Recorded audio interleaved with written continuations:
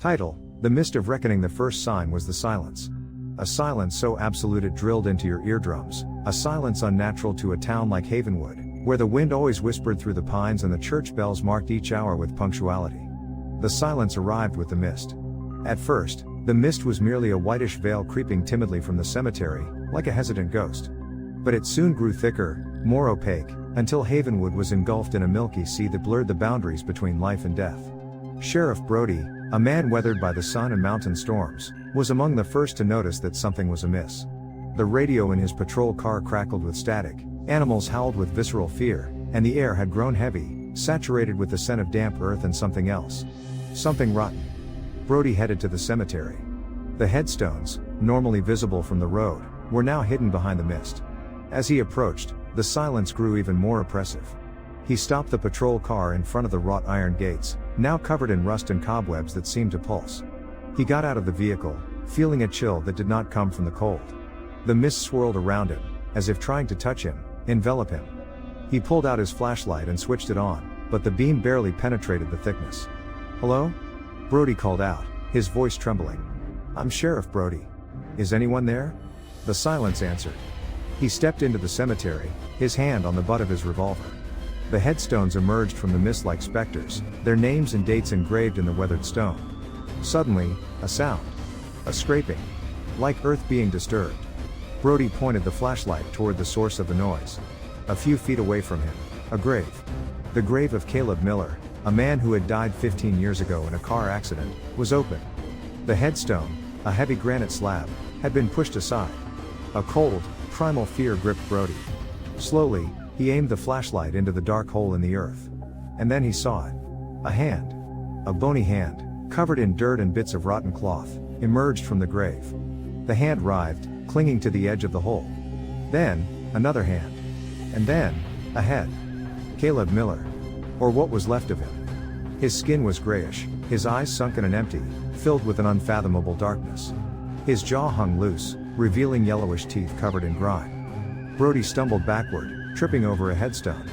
He tried to scream, but his voice caught in his throat. Caleb Miller crawled out of the grave, moving with an unnatural slowness, like a broken doll. Other sounds joined the scraping of the earth.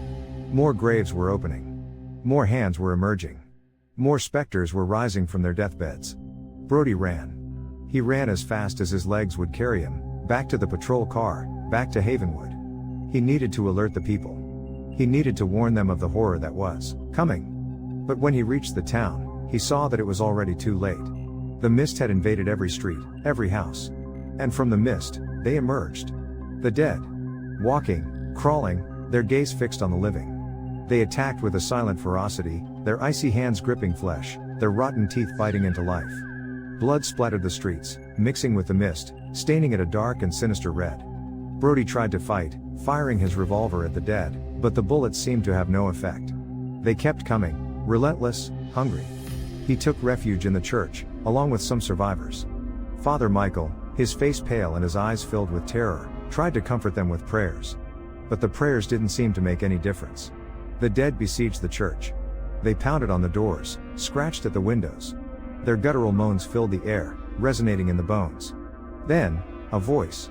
A deep, grave voice that seemed to emanate from the mist itself. "We will reclaim the life that was stolen from us." The church door burst open. The dead poured in, flooding the sanctuary. Brody saw Father Michael fall, his eyes filled with disbelief as a rotting hand tore out his throat. Brody knew it was the end. There was no escape. Havenwood was lost. He closed his eyes, awaiting the inevitable. But instead of the pain of death, he felt something else.